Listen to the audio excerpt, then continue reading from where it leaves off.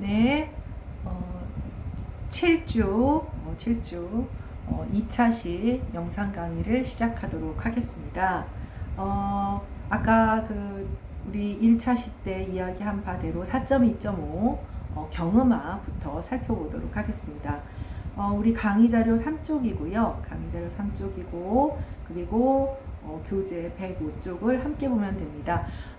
부록은 339쪽에서 341쪽이니까요. 나중에 한번 살펴보도록 하세요. 네.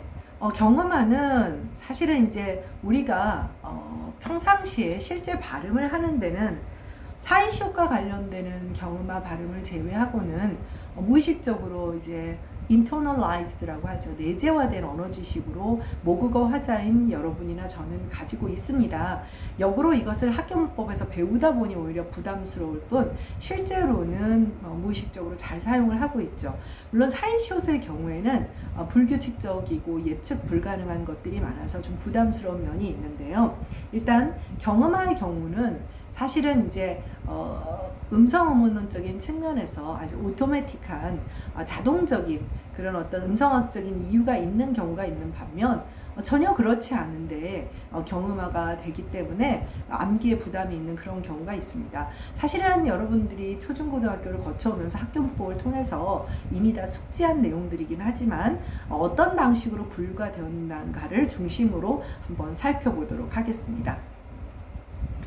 네, 강의 자료 3쪽입니다. 제23항 평폐세음 뒤의 자동적 경음화의 경우와 그 다음에 24항, 25항의 용언 어감말 뒤의 비자동적 경음화. 그러니까 자동적 경음화라고 하는 것은 평폐세음, 소위 말해서 우리가 알고 있는 평폐세음은 음절말의 평폐세음, 비읍, 디귿, 기역을 말을 합니다. 표기를 했을 때 그 뒤에서 나타나는 경음화는 실제로 아주 자동적인 현상이에요. 이 우리가 평폐세음이라고 하는 이 브드그, 음절말의 이 브드그는 기본적으로 공기를 내보내지 않는 앞서도 말했던 그런 미파 혹은 불파의 방식으로 조음을 하다 보니 구강 내의 기압이 올라가게 되고 기압이 올라가다 보니 관련 어떤 그런 조음 기관이 긴장을 하게 됩니다. 미안합니다. 긴장을 하게 되다 보니까 기본적으로 이 긴장도가 후행하는 초성에 연장이 되어서 경음화가 실현되는 것이고 이러한 현상을 자동적인 경음화 현상이라고 합니다. 그런데 지금 우리가 표준발음법에 제24항, 25항에 해당하는 용언어감말 뒤에 비자동적 경음화라고 하는 것은 무엇이냐면 예를 들면 우리가 잘 알고 있는 안고, 감다와 같은 소위 말해서 음절 발음이 폐세음이 아니에요. 비음이라는 거죠. 비음과 같은 이런 소위 말해서 순수자음이 아니면 기본적으로 뒤에 오는 소리는 음성학적으로는 경음화가 되면 안 돼요. 음성학적인 어떤 모티베이션, 동기가 전혀 없기 때문에 이러한 현상은 non-automatic한 그런 경음화라고 부르게 됩니다.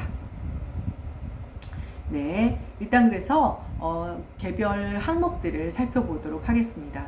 제23항 받침, 기역, 디귿, 비읍 뒤에 연결되는, 그러니까 여기 기역 다음에 가로 속에 들어가 있는 애들, 디귿 다음에 가로 속에 들어가 있는 애들, 비읍 다음에 가로 속에 들어가 있는 애들, 사실 이제 우리가 일반인을 대상으로 하는 그런 어떤 표준 발음법이니까 문자를 쓴 것이지 엄밀하게 말하면 이제 이 문자 표기들은 발음을 나타내는 것이죠. 그러니까 우리가 앞서 배웠던 중화 규칙에 의해서 평폐세음들로 바뀐 브드그, 이 뒤에 연결되는 장애음들은 경음으로 발음이 된다. 뒤에 뭐 비음이 오거나 유음이 오면 얘네들 어차피 경음화 될 수가 없으니까요. 그래서 이런 23항의 애들은 아까도 말했다시피 한국어가 가지고 있는 음절 종성, 음절 발음에서 공기를 내보내지 않는 미파의 속성 때문에 조음 기간에 어떤 긴장도가 올라가서 후행 초성이 경음화가 되는 그런 현상입니다. 국밥, 깎다, 넛바지, 삭돈, 닭장 다 읽을 필요가 없겠죠. 이런 것들을 이제 우리가 자동적 경음화 현상이라 하고, 이런 자동적 경음화는 발음만 그렇고 표기에는 반영을 하지 않는다는 것은 잘 알고 있겠죠. 이거 다 표기에 반영하면, 그래서 우리가 앞서 지난 그 주에 배웠던 음소적 원리를 택하지 않는 거예요. 얼마나 어수선하겠어요. 간단히 말해서 정신이 없는 거예요. 예를 들면 덮개다. 그러면 이게 이제 개라고 하는 것은 명사파생 전미사인데 경어가 되는 것까지 다 쓰게 되면 얼마나 혼란스럽겠어요. 그러니까 이런 자동적으로 예측 가능한 경우만들은 이제 표기에 반영을 하지 않기로 함으로써 형태소를 고정하고 시각적 효과를 극대화해서 독서의 능력을 배가시킬 수 있는 것이죠. 제24항입니다. 제가 앞서 말했다시피 24항과 25항은 뭔가 예외적인 비자동적 경음화라고 했죠. 네, 그래서 어간 받침이 용언 어간의 받침이 이 경우에는 반드시 용언 어간입니다.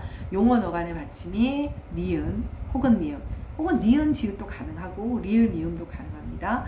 이거는 니은 지읒이 니은으로 동화되고 뭐 중화되고 리을 미음이 미음으로 중화되고 이거는 아니죠. 그러니까 단자음인 니은 미음일 때도 있고 그 자음군인 니은 지읒 리을 미음일 때도 있다라는 뜻입니다. 결합되는 어미의 첫 소리가 당연히 이제 장이음이면 된 소리 경음으로 발음이 되겠죠. 그래서 신고, 껴안다, 안고, 얹다, 삶고, 더듬지, 담고, 점지. 여러분 뭐 이거 경음화로 발음하지 않는 한국어, 모국어 하자는 없습니다. 외국인들의 경우에는 외워야 되죠. 여러분도 그 외우는 과정을 거쳤어요, 분명히. 그런데 이제 그게 아까도 말했다시피 내재화된 언어지식, 그러니까 internalized 되었기 때문에 거의 무의식적으로 쓰는 거지만 성인이 되어서 제2외국어로서 한국어를 배우게 되는 경우에는 이게 다 이제 암기의 부담으로 다가오게 되는 것이죠. 근데 여기에 단순 암기의 부담이 아니라 어차피 대부분의 많은 언어는 유무성의 구별이거든요. 그러니까 평음, 경음, 유기음을 변별하는 것도 힘들어 죽겠는데 이런 음운 과정으로서의 경음화. 근데 그 경음화는 표기에 반영이 되지 않아요. 그러니까 외국인들이 굉장히 어려워하는 그런 발음 규칙 중에 하나입니다. 네, 다만 항목을 보도록 하겠습니다. 다만 피동과 사동의 전미사 기는 된 소리로 발음하지 않는다. 안기다, 감기다, 굶기다, 옮기다. 아마 좀 우리 전공과 되게 먼 친구들은 어머 그러네 하고 무릎을 치는 친구들도 있을 겁니다. 근데 안기다에서요, 이거는 피사동 전미사고요. 명사파생 전미사 한번 붙여볼까요? 명사파생 전미사에는 기도 있고 음도 있죠. 기 붙여볼게요. 안기, 감기, 굶기, 옮기. 또 한 번 무릎을 탁 치게 되죠. 사실 음운론적인 음성적 환경은 동일합니다. 뒤에 기가 오는 거예요. 똑같아요. 문법적으로는 명사파생 전미사냐 피사동 전미사냐 차이가 있는지 모르겠지만 사실 발음 현상이니까 음운론적 동기가 동일하다면 동일한 발음이 돼야 돼요. 근데 그렇지가 않죠. 그러니까 이들은 모두 비자동적 현상입니다. 네. 그래서 여기는 지금 구체적으로 소개를 안 했지만 안기, 감기, 굶기, 옮기 네, 이런 것들은 경음으로 실현이 됩니다. 피사동 전미사가 연결되는 경우에만 경음으로 발음이 되지 않는 특수한 그런 사례를 보입니다. 네, 그 다음에 제25항 어간, 용언 어간의 받침이 리을 비읍, 리을 티읕 뒤에 결합되는 어미의 첫 소리는 된 소리로 발음이 된다. 넓게, 핥다, 훌쏘, 떨지. 자, 사실 이게 잘 생각을 해보세요. 왜 굳이 규정을 해주냐면 만약에 우리가 모음과 모음 사이에 최대 자음은 2개밖에 올 수 없다라고 했어요. 그런데 만약에 두 번째 자음 비읍, 티읕, 그 다음에 비읍과 티읕이 떨어진 상태가 되면 넓게, 할다, 훌소, 떨지, 리을 다음이니까요. 그게 더 정상으로 보이지 않나요? 근데 그렇지 않기 때문에 경음화 된다는 것을 규정으로 정리해주고 이제 확인을 해두는 것이라고 할 수 있죠. 네, 반면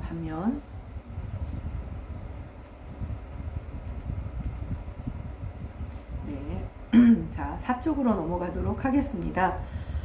네, 선생님 목소리가 계속 돌아오는 것 같지가 않아요.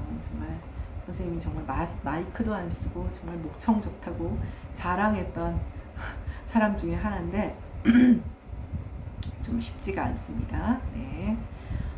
지금 4쪽으로 넘어가도록 하겠습니다. 4쪽, 이제 반면 제26항의 규정에서 3음절 이상의 한자어에서는 굉장히 예외가 많습니다. 예외가 많아요. 그래서 이제 여러분들이 이걸 조금 기억을 해줄 필요가 있는데,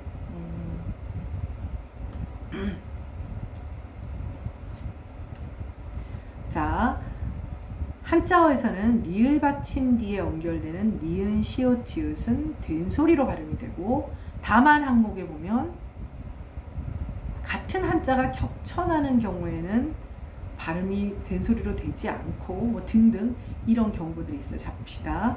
자, 갈등, 발동, 절도, 말살, 불소. 자, 일시. 그렇죠. 그렇습니다. 그런데 예를 들면 여기는 지금 안 나와 있는데 자, 발전이 있죠. 여기 지금 발전이 있습니다. 세 번째 줄에 발전이 있죠. 그런데 발전일 땐 경음화가 되는데 발견은 어떻게 되나요? 경음화가 안 되죠. 그쵸? 그 다음 발발, 비읍이 올 때도 경음화. 자, 발견, 기읍 올 때 경음화가 안 되고, 그 다음에 발발, 비읍 올 때 경음화가 안 되고, 그 다음에 비읍, 기역, 그 다음에 자, 지금 그처럼 여기 보다시피 니은, 시옷, 지읒은 된소리로 발음이 되는데 비읍하고 기역의 경우에는 동일한 한자 발음 뒤에서 경음화가 일어나지 않아요. 뭐 예를 들면 갈등도 갈구 안 나죠, 그렇죠? 또 뭐가 있을까요? 갈 다음에 비읍은 기억이 안 나네요. 지금 발동의 경우도 발견, 발발, 절도도 지금 아마 이 중에 절간 떠올린 사람이 있을 텐데 절간은 사이시옷이 들어간 거예요. 절 같은 경우에도 뭐가 있을까요?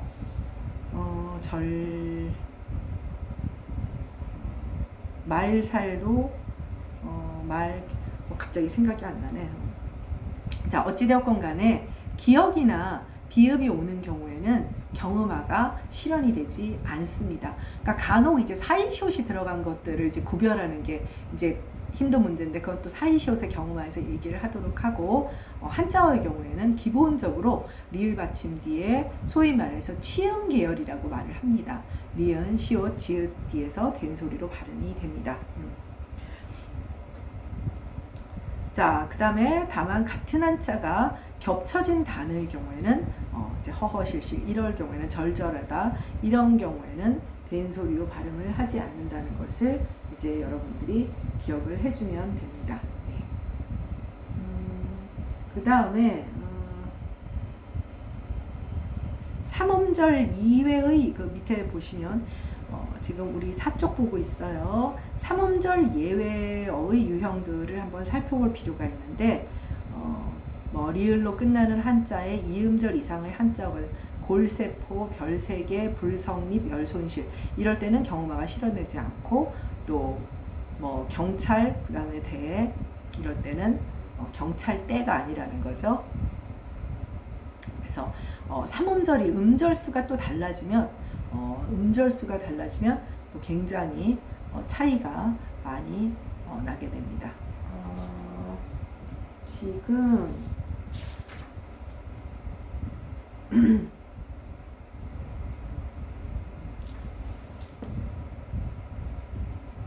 그래서 26항은 3음절에서는 예외가 많이 나타난다는 것을 여러분들이 기억을 하도록 하고요.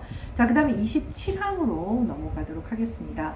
27항도 역시 경음화가 실현되지 않는 예외를 확인하는 것인데요. 그러니까 26항의 경우도 나름대로 규칙성이 있는데 27항의 경우도 좀 그렇습니다. 그러니까 특히 이거는 이제 우리가 의존명사라고 하는 녀석들이 있죠. 뭐 수, 것 이런 애들. 이것도 좀 음절수가 관여를 합니다. 그래서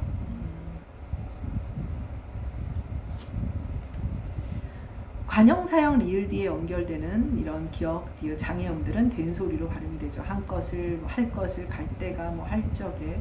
다만 끊어서 말할 적에는 예사소리, 평무 당연하죠. 그럼 끊어서 읽는다고 하는 것은, 휴지를 둔다고 하는 것은 뭐 그것은 뭐 당연한 것입니다. 뭐 할 것을, 갈 때가 뭐 이렇게 할 수가 있죠. 그 다음에 부치방역에 보면 리을로 시작되는 어미의 경우에도 모두 표기와는 무관합니다. 여러분들 그래서 제일 많이 틀리는 건 뭐 할게 그런 거 마찬가지죠. 할걸, 할밖에, 할세라. 네. 표기는 모두 평음으로 쓰지만 실제로는 다 경음으로 발음을 합니다. 예외가 되는 경우는 이제 보다시피 돌아갈 고향, 마실 보약, 구경할 구물처럼 일단 음절수가 길고요. 만날 그 사람처럼 만날 사람 하면 경음화가 되거든요. 만날 사람 하면 경음화가 되는데 그 안에 그가 들어가면 만날 그 사람. 그렇다고 해서 그가 만날 그 사람에서 경음화가 되지 않아요. 이사할 새집, 뭐 내가 딸 금메달 이렇게 음절수가 길어지는 경우, 그리고 또 뭐 관형사라든지 하는 것들이 개입하는 경우에는 이렇게 예외적으로 경음화가 실현이 되지 않습니다. 네, 이런 것들을 이제 경음화의 규정으로 여러분들이 기억할 필요가 있을 것 같습니다. 네, 다음은 이제 사이시옷 규정과 관련되는 겁니다. 네, 이 사이시옷 규정이 가장 문제가 이제 많이 되는 것인데요. 이제 28항입니다. 네, 28항의 사이소리 규정에서는 우리 그 교재 107페이지입니다. 이게 107페이지인데 이 107페이지 뒤에 보면 108페이지서부터 109페이지까지 나름대로 사이시옷의 어떤 규칙을 파악해 보려고 하는 그런 논의들이 있었어요. 근데 규칙성이 보이는 부분이 있는데 또 예외가 존재하는 거예요. 네. 일단은 지금 강의 자료 5쪽으로 넘어갔고요. 사이소리 현상에서 경음화가 가장 많은 예외를 가지고 있는 경우가 이제 사이소리의 경우인데, 아주 대표적인 예를 선생님이 소개를 해놨습니다. 사이소리와 사이시옷입니다. 일단 표기에도 사이소리의 경우에는 사이시옷의 표기를 넣었고요. 사이시옷의 경우에는 아예 시옷 표기가 없습니다. 발음도 사이시옷이고 사이소리는 경음화가 되죠. 그래서 오죽하면 사이시옷 가지고 학위 논문을 쓰면 통과 안 되려고 작심한 것이다 라는 얘기를 할 만큼 아주 예외가 많습니다. 실제 발음에서도 변별하기 어려운 부분이 있고, 또 많은 일반인들이 사이시옷이 들어가는 경우는 복합어 형성, 합성어 형성, noun plus noun, 이제 그 합성어 형성에 들어가는 것인데요. 실제로 경음으로 발음이 되는데 시옷이 표기가 안 되는 경우도 있고, 반드시 또 표기가 되는 경우도 있고, 그래서 굉장히 예외가 많고 복잡합니다. 그리고 이게 실제로 합성어 구성인지 아닌지를 일반인들이 판단하기가 어려운 경우들이 굉장히 많아요. 그래서 어렵습니다. 굉장히 어려워요. 일단은 28항을 보면 표기상으로는 사이시옷이 없더라도 관형격 기능을 지니는 사이시옷이 있어야 할 그런 합성어의 경우에는 D 단어의 첫 소리를 된 소리로 발음한다. 그래서 문골이다. 그러니까 문의 골이다. 관형의 기능을 하는 거죠. 문의 골이다. 눈의 동자다. 뭐 이런 경우에는 들어갈 신의 바람이다. 뭐 이렇게 해서 들어갈 수 있다는 거예요. 그래서 문고리, 눈동자, 신바람, 산새, 손재주, 길가, 물동이, 발바닥, 뭐 그 다음에 굴속, 뭐 술잔, 뭐 이런 것들을 다 소개를 하고 있죠. 네.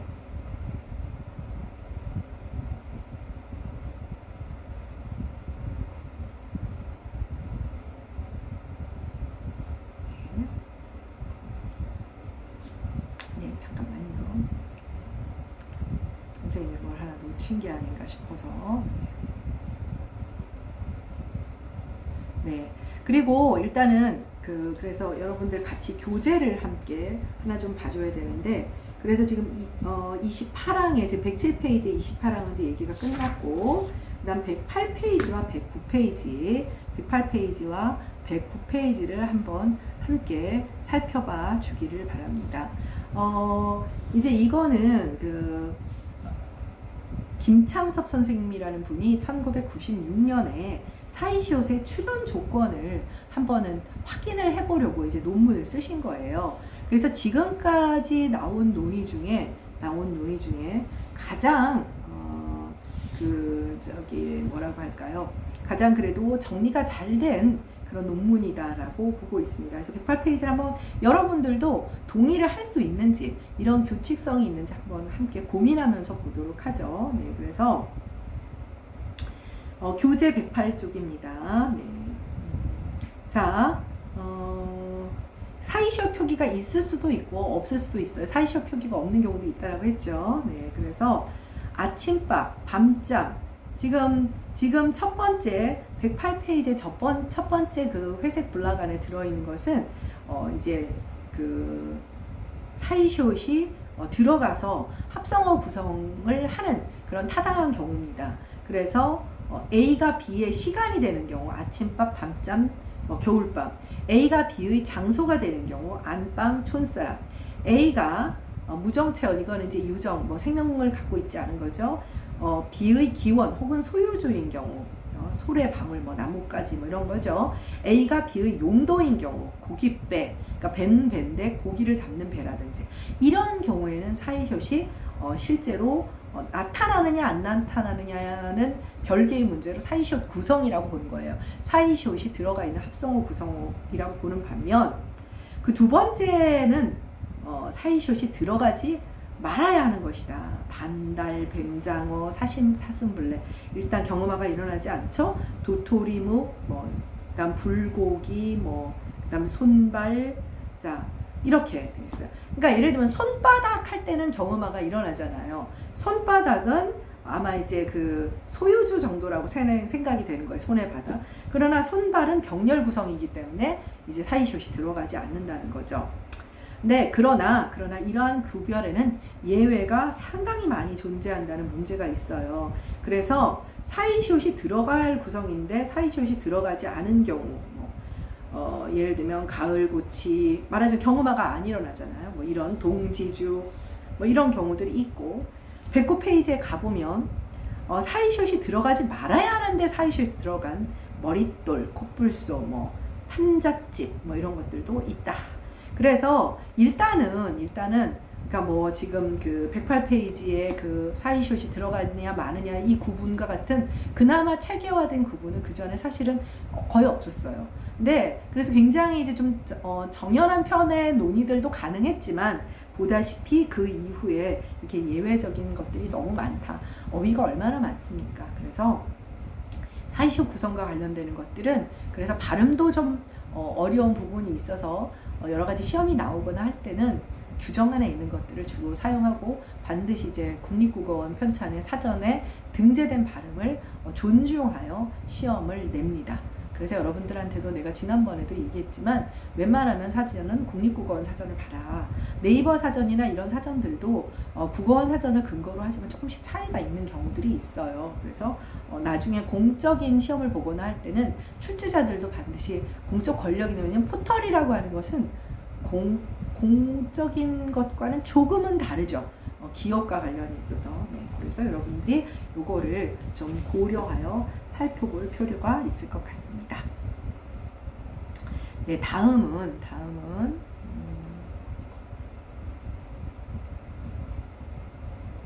음의 첨가입니다. 네.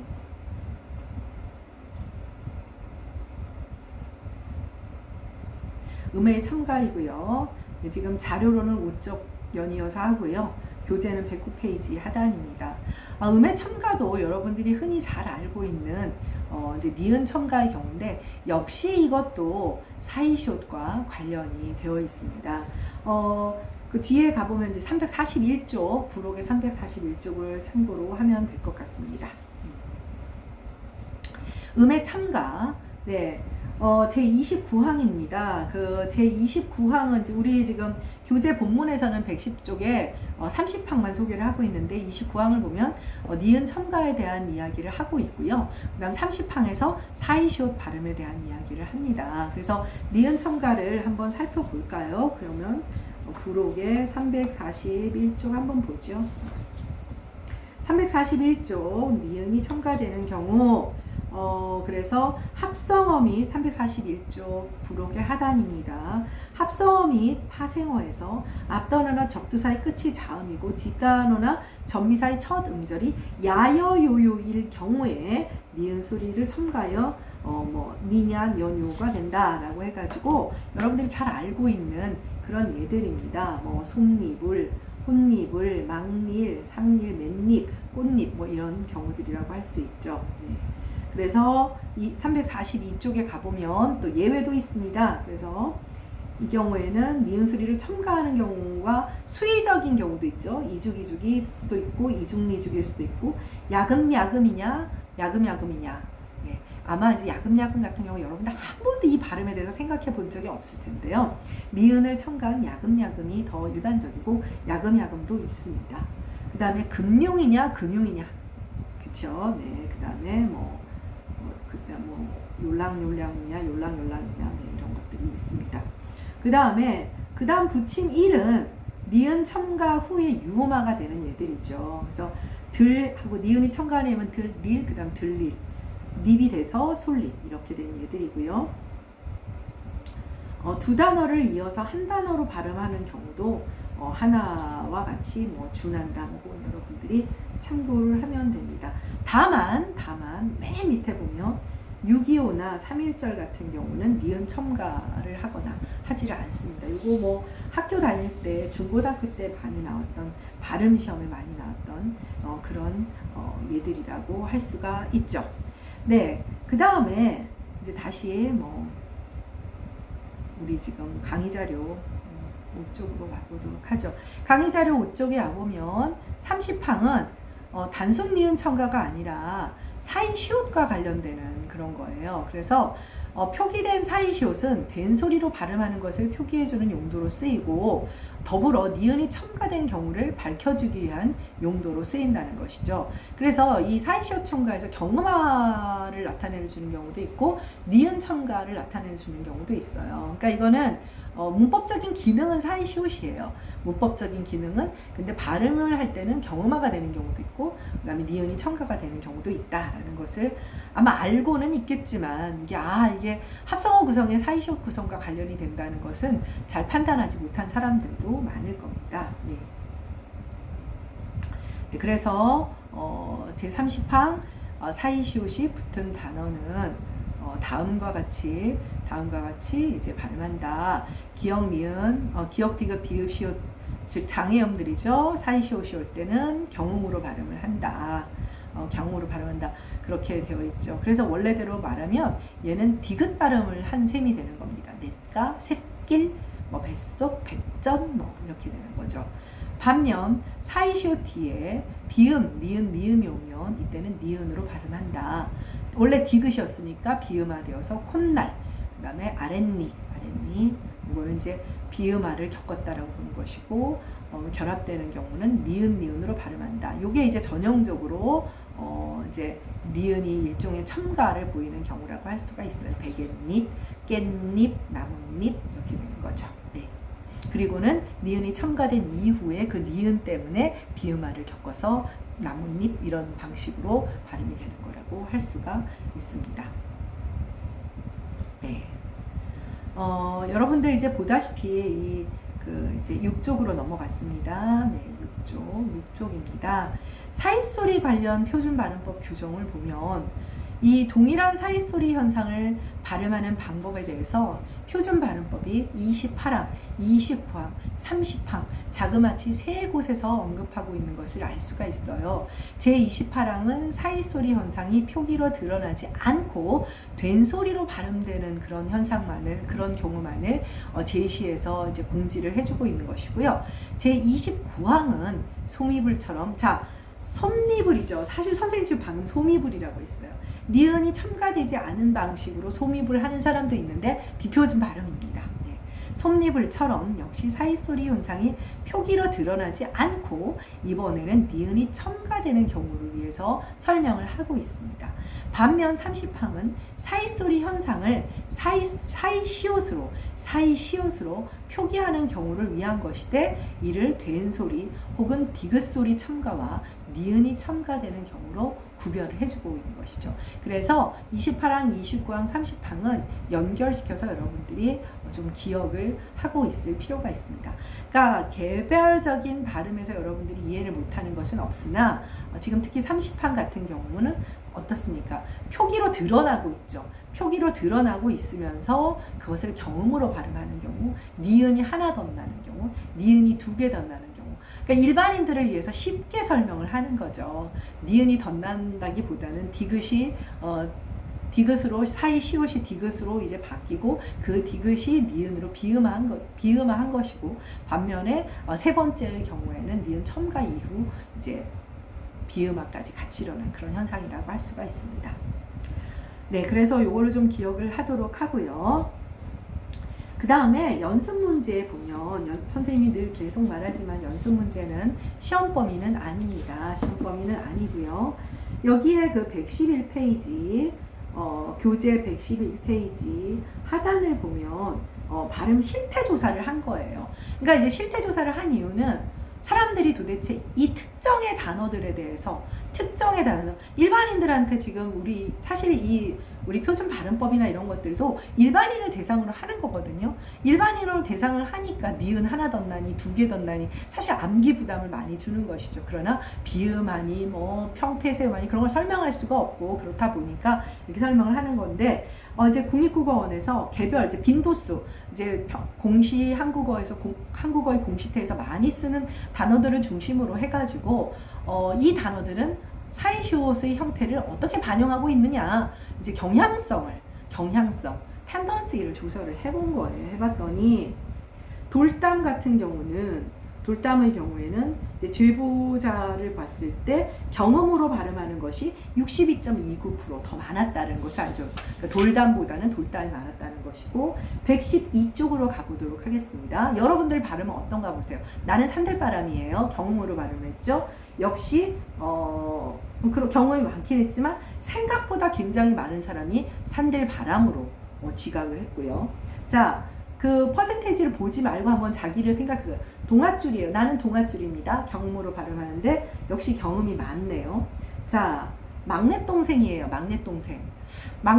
선생님은 경음입니다. 여러분들은 어떤가요? 그런데 막내동생 같은 경우는 사이시오 표기가 아예 지각이 되지 않고 막내동생으로 발음하는 경우가 훨씬 많다는 거죠. 이것은 합성어 구성에 대한 문법론적인 지각 자체가 다르다는 것을 확인할 수가 있습니다. 날갯짓 같은 경우는 역시 여기도 평음이 많죠. 이거는 합성어 구성을 지각하지 못한다는 아주 중요한 것을 보여주는 거예요. 머리말 같은 경우는 이게 그래서 표기법에서도 많이 틀려요. 자, 보세요. 머릿말이 많잖아요. 그래서 지금도 시옷을 쓰는 사람들이 굉장히 많습니다. 인사말의 경우에는 선생님은 인사말, 선생님은 이거는 인사말인 것 같기도 하고 헷갈리는 것 같아요. 네. 그 다음 감방은 어때요? 이것도 경험화가 많은 것 같고 반창고, 반창고. 선생님은 이건 평음 같은데 기타도 많아요. 기타는 뭘까요? 기타는 뭔지는 모르겠습니다. 이처럼 그래서 보다시피 합성어 구성을 지각하지 못하는 경우에는 막내 동생 같은 경우는 완전히 이제 사이시옷 구성이라고 느끼지 못하는 것이죠. 그래서 이렇게 경음화가 되느냐 안 되느냐에 대한 어떤 경향성에 대한 조사도 많이 하고 있는데 사이시옷은 굉장히 어려운 문제입니다. 그러니까 발음과 형태론적 구성이 함께 연결되어 있는 어려운 문제인 것 같습니다. 네, 드디어 한 챕터가 끝나고 3차 시에서는 제3부 정확한 문어화법과 이제 미디어 언어 분석으로 들어갈 것 같네요. 네, 그러면 3차 시에서 보도록 하겠습니다. 수고했습니다.